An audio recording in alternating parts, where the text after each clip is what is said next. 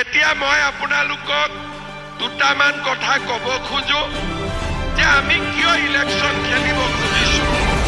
আপোনালোকে জানে যে মই যদি UPPL দলক কলোহেঁতেন যে মোক 10টা সিট দিয়ক আৰু বাকিখিনিত আমি আপোনালোকক সমৰ্থন কৰিম, নিশ্চয় তেওঁলোকে মোক 10টা সিট দিলেহেঁতেন।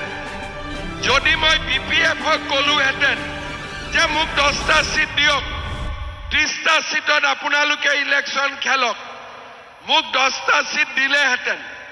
কিন্তু আপোনালোকৰ কাৰণে আমি কাম কৰিব নোৱাৰিলোহেঁতেন। আমি দেখা পাইছো যে আমাৰ বিটিআৰত ৰাইজে এতিয়াও সমস্যাৰ মাজত জীয়াই আছে। আমাৰ ৰাইজে এতিয়াও 26টা জনগোষ্ঠীৰ ৰাইজে এতিয়াও বিটিআৰত বহুতো অধিকাৰৰ পৰা বঞ্চিত হৈ আছে।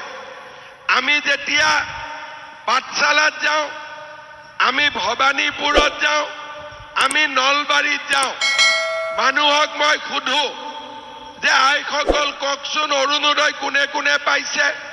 সকলোৱে হাতখন উঠাই দিয়ে। প্ৰধানমন্ত্ৰীৰ ঘৰ কোনে কোনে পাইছে? সকলোৱে হাতখন উঠাই দিয়ে। কিন্তু বিটিআৰত মোৰ সুধিবৰ কাৰণে ভয় লাগে, কাৰণ চৰকাৰী আঁচনি বিটিআৰত যি ধৰণে পাব লাগে আমাৰ ৰাইজে আজিলৈকে পোৱা নাই। মাটিৰ অধিকাৰ পোৱা নাই, অৰুণোদয়ৰ অধিকাৰ পোৱা নাই, ঘৰ পোৱা নাই।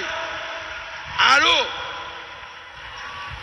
মই গাড়ী দি আহোঁতে যিমান মোক এপ্লিকেশ্যন দিলে, ৰাস্তাৰে এপ্লিকেশ্যন বেছি, যে তাৰ মানে ৰাস্তা ঘাটৰ সমস্যাও এতিয়াও বহুত বাকী আছে।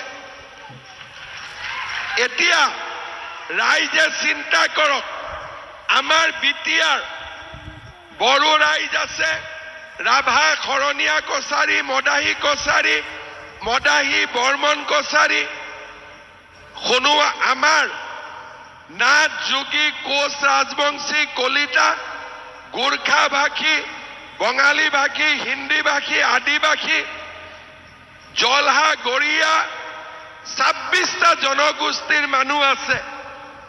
এই 26টা জনগোষ্ঠীৰ মানুহে যেতিয়ালৈকে সকলোৱে সমান অধিকাৰ নাপায়, আমি কেতিয়াও বিটিআৰক নিজৰ বুলি